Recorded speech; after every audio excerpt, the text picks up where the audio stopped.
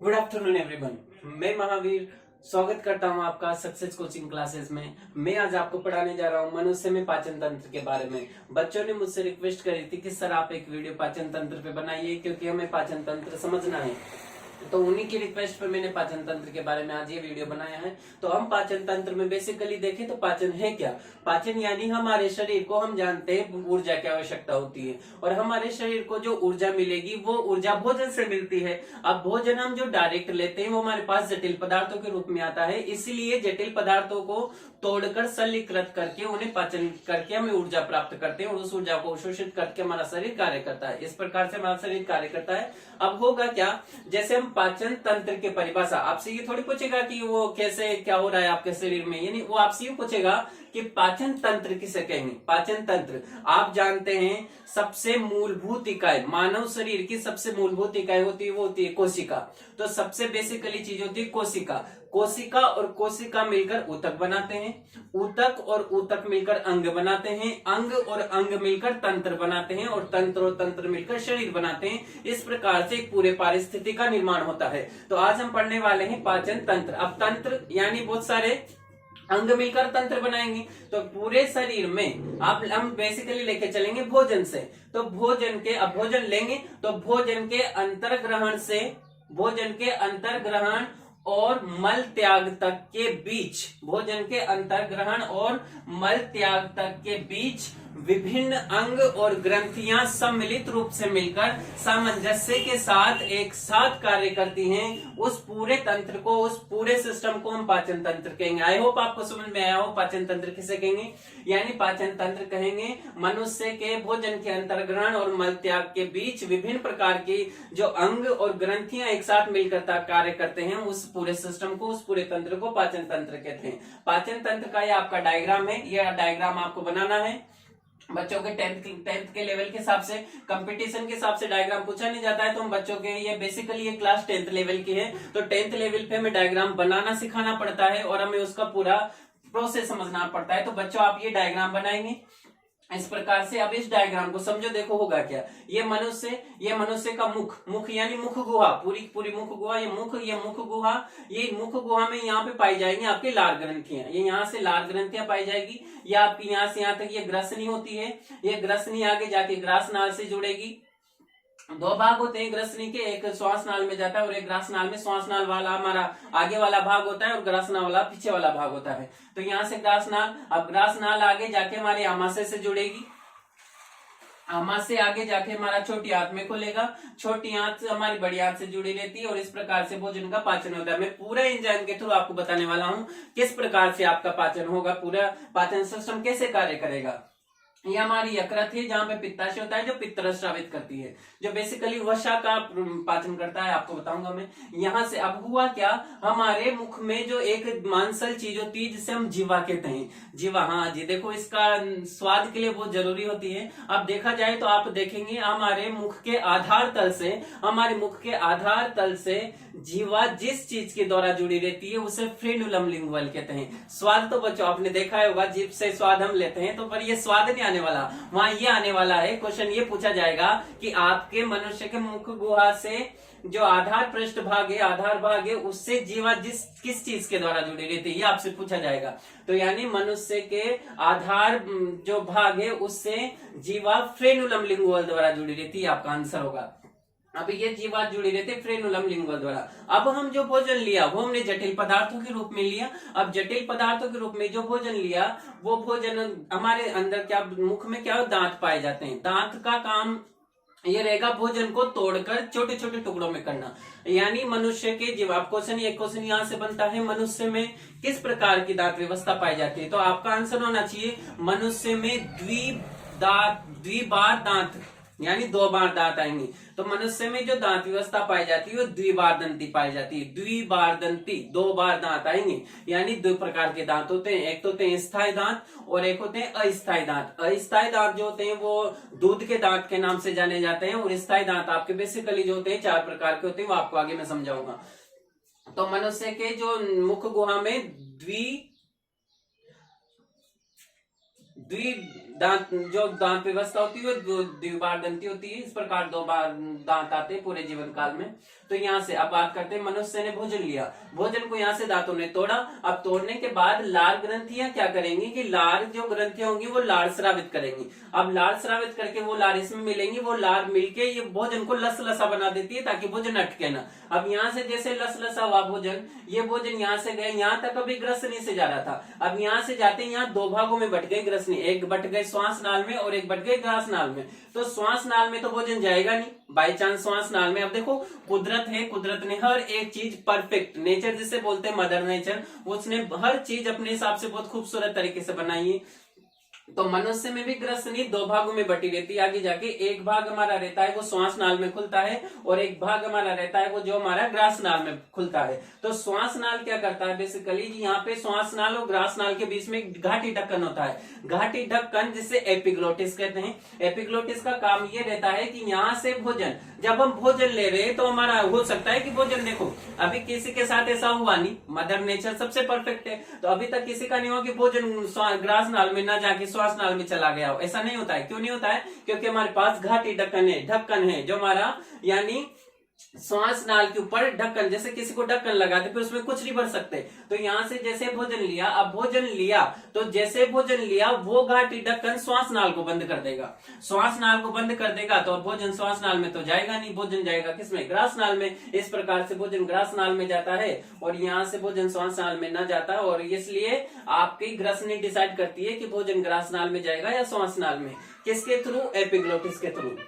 अब भोजन गया ग्रास नाल से होते हुए आमाशय में गया, आमाशय में, ग्रास नाल में क्या होता है कि श्लेष्म पाया जाता है, जो श्लेष्मा ग्रंथियां स्रावित करती हैं। श्लेष्मा ग्रंथियां जो स्रावित करती हैं वो श्लेष्म उसको भोजन को लसलसा बनाता है, प्लस यहाँ पे क्रमांकुचन गति पाई जाती है। क्रमांकुचन गति के द्वारा भोजन ग्रास नाल से होते हुए डायरेक्ट हमारा आमाशय में जाता है, इस प्रकार से। और आमाशय आ गया हमारा ये पूरा, जो आपको आम जैसी संरचना दिख रही होगी, मैंगो। अभी गर्मी का सीजन आने वाला है तो मैंगो आप सबका फेवरेट रहता है, मेरा भी फेवरेट है। तो यहाँ से आपका ये जो मैंगो टाइप की जो संरचना है वो आमाशय है। आमाशय के 3 भाग होते हैं हमारे। आमाशय में बेसिकली जो पहला भाग होता है वो उसे हम कहते हैं जठरागम भाग, जो लास्ट वाला भाग होता है जो छोटी आंत में खुलता है उसे हम कहते हैं जठर निर्गमी भाग, और बीच वाला भाग जो रहता है उसे कहते हैं फंडिस भाग। फंडिस कहते हैं ना, अरे मतलब सारा कुछ फंडिस हो गया, यानी सब कुछ मिक्स हो गया, यहाँ सब कुछ मिक्स हो गया, यहाँ सब कुछ मिक्स हो गया, तो ये सब कुछ यहाँ पचने वाला है।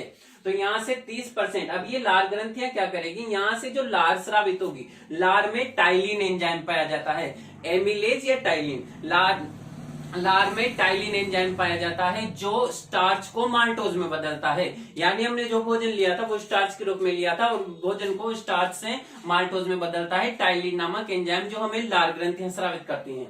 तो यहाँ से यहाँ 30%। यहाँ पे देखो मैं आपको एक चीज बताता हूँ कि कौन किसको पाचित करेगा। आपको एक चीज थोड़ी दिक्कत आती होगी कि कौन किसको पाचित करेगा। यानी कार्बोहाइड्रेट्स का जो पाचन होता है वो एक तो करता है टाइलिन या एमिलेज एंजाइम करता है, माल्टोज करता है और सुक्रोज करता है। माल्टेज और सुक्रेज और एमिलेज, 3 चीज याद रखेंगे आप, टाइलिन, माल्टेज और सुक्रेज, ये तीनों एंजाइम कार्बोहाइड्रेट्स का पाचन करेंगे। उसके बाद आपका आता है प्रोटीन का पाचन कौन करेंगे, तो प्रोटीन का पाचन ट्रिप्सिन, काइमोट्रिप्सिन, पेप्सिन, ये सब प्रोटीन का पाचन करेंगे। फिर से याद रखेंगे आप, ट्रिप्सिन, काइमोट्रिप्सिन और पेप्सिन, ये आपको इतने एंजाइम आपको कोई नहीं बताता, डायरेक्ट आपको पाचन सिस्टम समझा देगा और बस पूरा हुआ। तो ट्रिप्सिन, काइमोट्रिप्सिन और पेप्सिन ये प्रोटीन का पाचन करेंगे। और लाइपेज आपका वसा का पाचन करेगा। यानी हमारे भोजन में देखो, भोजन किस किस से मिलकर बना रहता है, कार्बोहाइड्रेट्स, वसा, प्रोटीन, खनिज लवण, जल, इनसे मिलकर बना रहेगा। तो कार्बोहाइड्रेट्स के पाचन करने वाले एंजाइम अलग होते हैं, प्रोटीन के पाचन करने वाले एंजाइम अलग होते हैं और वसा को पाचन करने वाले एंजाइम अलग होते हैं। तो यहाँ से हमारे उदर में जो हमारा आमाशय है, आमाशय में हमारे पास 3 चीजें होती हैं। एक तो होता है जठर रस, एक होता है हमारे पास HCl और एक होता है हमारे पास पेप्सिन, और बच्चों में रेनिन भी पाया जाता है। तो उसे कहेंगे, अब जैसे HCl, पहले बात करते हैं हम HCl के बारे में। HCl एक तरह आपने देखा होगा हाइड्रोक्लोरिक अम्ल। HCl का मतलब होता है हाइड्रोक्लोरिक अम्ल। ये हाइड्रोक्लोरिक अम्ल बहुत ज्यादा प्रबल अम्ल की श्रेणी में से गिना जाता है, प्रबल अम्ल माना जाता है। केमिस्ट्री में पढ़ेंगे आप। अब प्रबल अम्ल है तो ये किसी को भी पिघला सकता है, किसी को भी पाचित कर सकता है। किसी को भी पाचित करने का मतलब ये है कि जैसे आपने यहाँ से भोजन को लिया था, अब भोजन में कुछ आपके से कभी कभी होते हैं कंकड़ पत्थर कुछ चले जाते हैं, तो उनको भी पाचित करता है। तो यहाँ से भोजन में जो गए अपशिष्ट, सॉरी आपके जो गए, जो आपके कंकड़ पत्थर के रूप में जो गए थे जटिल पदार्थ, वो प्लस जो जीवाणु, जो यहाँ से जीवाणु गए थे भोजन के साथ, उन जीवाणुओं को भी मारता है HCl। दो काम करेगा ये। HCl आपके जीवाणु से भी सुरक्षा प्रदान करेगा, भोजन को अम्लीय बनाएगा, और आपके साथ, क्योंकि यहाँ जो भोजन आता है ना बेसिकली वो क्षारीय होता है, थोड़ा क्षारीय प्रकृति का भोजन होता है, तो उसको आगे जाके अम्लीय प्रकृति, अम्ल और क्षार क्रिया करके उसे लवण और जल बनाते हैं। इस तरह से यहाँ पे पाचन होता है। तो यहाँ पे जो भोजन होगा वो HCl भी पाचन करने में मदद करेगा। पेप्सिन, मैंने बोला भी प्रोटीन के पाचन में मदद करता है, और प्रोटीन के पाचन में, यानी पेप्सिन प्रोटीन को पाचित करके पेप्टाइड में बदल देता है। पेप्सिन प्रोटीन को पाचन करके पेप्टाइड्स में बदलता है। रेनिन क्या होता है? रेनिन बच्चों में भी पाया जाता है। देखो बच्चों में या सभी में जैसे रेनिन है। अब रेनिन बेसिकली संबंधित है दुग्ध के पाचन से। दुग्ध में केसिन नाम का जो एंजाइम रहता है, केसिन नाम का जो प्रोटीन रहता है, केसिन को पेराकेसिन में बदलता है। रेनिन केसिन, दुग्ध में जो केसिन होता है, केसिन को पेराकेसिन में बदल देता है, और पेराकेसिन एक तरह का वापस से प्रोटीन है जो प्रोटीन का पाचन वापस से पेप्सिन करने में सहायक होता है। इस प्रकार से यहाँ होता है। और आप जठर रस हमारा जो रहती है वो बेसिकली जठर ग्रंथ, जो श्लेष्म ग्रंथियां होती है वो हमारे जठर रस को स्रावित करती है। इसमें देखा जाए तो आप जठर रस को लेंगे, बेसिकली पेप्सिन और रेनिन, जल भी होता है इसमें जठर रस में। इसमें 90% जल पाया जाता है। तो यहाँ से पूरा पाचन हुआ। अब क्या होगा, भोजन यहाँ से जितना पाचन हुआ, जितना होना था आधे घंटे में या जितना भी हमारा भोजन का पाचन होना था वो यहाँ हुआ। अब भोजन का पाचन होने के बाद भोजन यहाँ से, अब ये आप जानते हैं आमाशय, मैंने बोला था अभी 3 भाग होते हैं। अगला भाग जो होता है वो छोटी आंत में खुलता है। भोजन का अगला भाग पूरा छोटी आंत में खुलेगा। छोटी आंत आगे जाके बड़ी आंत से जुड़ी रहेगी। अब जितना पाचन यहाँ होना था वो हो गया। अब बचे जो भोजन जो बचा, जो पाचित नहीं हुआ, उसका पाचन अब करेगी कौन? छोटी आंत, मेन चीज। अब छोटी आंत के 3 भाग होते हैं, ग्रहणी भाग, शुद्रांत और अग्रशुद्रांत। उनको अपन आगे पढ़ने वाले भी। तो यहाँ से पार्ट आ गया छोटी आंत का। अब यहाँ पे आप देखेंगे, यहाँ पे ये आमाशय के नीचे ये अग्नाशय ग्रंथि है। अब अग्नाशय ग्रंथि का बहुत बड़ा योगदान है हमारे पाचन सिस्टम में, क्योंकि अग्नाशय ग्रंथि जो होती है हमारे पास, अग्नाशय ग्रंथि हमारे पास ये ऊपर ये यकृत है, यकृत ग्रंथि है जो हमारा पित्त रस स्रावित करेगी। ये हमारा पित्ताशय है और ये हमारी पित्त नलिका है। ये पित्त नलिका और अग्नाशय दोनों के जो स्रावित जो रस हैं वो एक साथ यहाँ से फिर छोटी आंत में मिलेंगे। यानी यहाँ तक का जो पाचन था वो आमाशय ने खुद करा था। अब उसके बाद छोटी आंत में जो पाचन होगा वो आमाशय, ये जो अग्नाशय है, ये अग्नाशय ग्रंथि द्वारा स्रावित रसों से भी पाचन होगा। खुद के द्वारा भी कुछ रस स्रावित करती है छोटी आंत, वो भी आपको बताएंगे। और यहाँ से पित्ताशय के द्वारा भी जो पित्त रस स्रावित होगा वो भी यहाँ के मिलेगा। और इस प्रकार से छोटी आंत में इसको पाचन क्रिया संभव होगी। अब छोटी आंत में आप देखेंगे तो छोटी आंत में बेसिकली आपके पास पाए जाते हैं जैसे maltase, lactase, sucrase, lipase, nucleotide. इसमें आपका बेसिकली देखा जाएगा न्यूक्लियजेज आपका उधर अग्नाशय ग्रंथि भी स्रावित की, अग्नाशय ग्रंथि तो स्रावित करेगी, प्लस आपका जो छोटी आंत है उसमें भी ये पाया जाएगा। तो इस प्रकार से ये हम पढ़ने वाले हैं। तो यहाँ से जो ये अग्नाशय ग्रंथि है, अग्नाशय ग्रंथि आपका बेसिकली जो स्रावित करने वाली है वो एमिलेज जो यहाँ भी स्रावित करा था, टाइलिन एंजाइम भी स्रावित करा था। एमिलेज मैं आपको बोल देता हूँ, amylase, trypsin, chymotrypsin, carboxypeptidase, lipase और न्यूक्लियजेज ये स्रावित करती हैं। उसके बाद अब यहाँ से क्या हुआ कि यहाँ से अग्नाशय ग्रंथि ने मैंने बताया आपको, अग्नाशय ग्रंथि किस किस को स्रावित करेगी? एमिलेज स्रावित करेगी, ट्रिप्सिन, काइमोट्रिप्सिन, कार्बोक्सीपेप्टाइडेज और एमिलेज, और न्यूक्लियजेज। ये न्यूक्लियज। अब देखो बेसिकली देखा जाए तो मैंने वो यहाँ पे जो एमिलेज है टाइलिन ने तो किसका, स्टार्च का माल्टोज में बदला था। अब आता है ट्रिप्सिन भी क्या करता है? प्रोटीन का पाचन करता है और प्रोटीन को पेप्टाइड में बदलता है। काइमोट्रिप्सिन भी प्रोटीन को पेप्टाइड में बदलेगा। और अब आता है हमारे पास लाइपेज। लाइपेज हमारा वसा का पाचन करेगा। तो यहाँ से सारे हमारे पास अब ये होता है कि जो ग्रहणी भाग है हमारे पास, जो ये जो छोटी आंत, ये छोटी आंत हमारा पूरा पाचन करेगी इस प्रकार से। अब यहाँ से छोटी आंत में पूरा पाचन हुआ।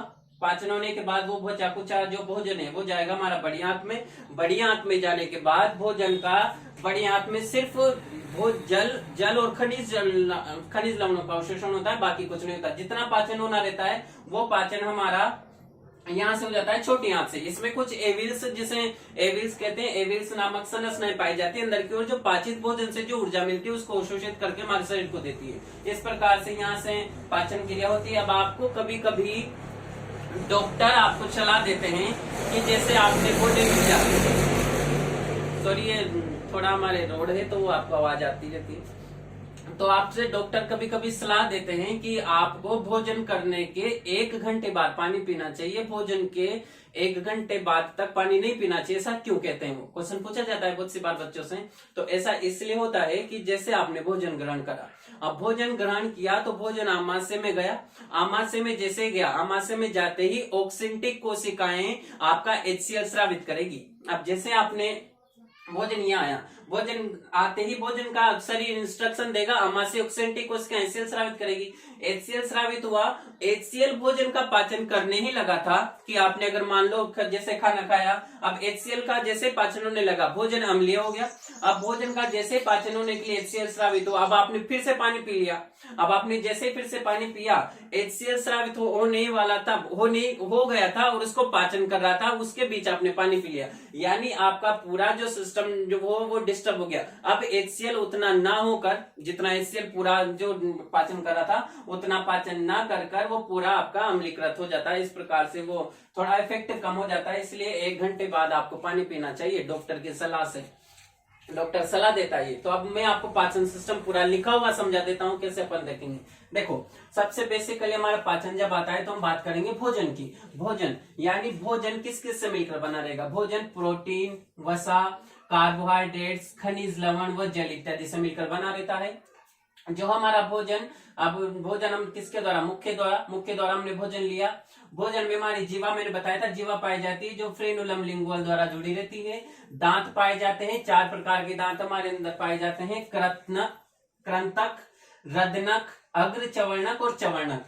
कृंतक हमारे 6 माह की उम्र में निकलते हैं, ये काटने व कुतरने का काम करते हैं।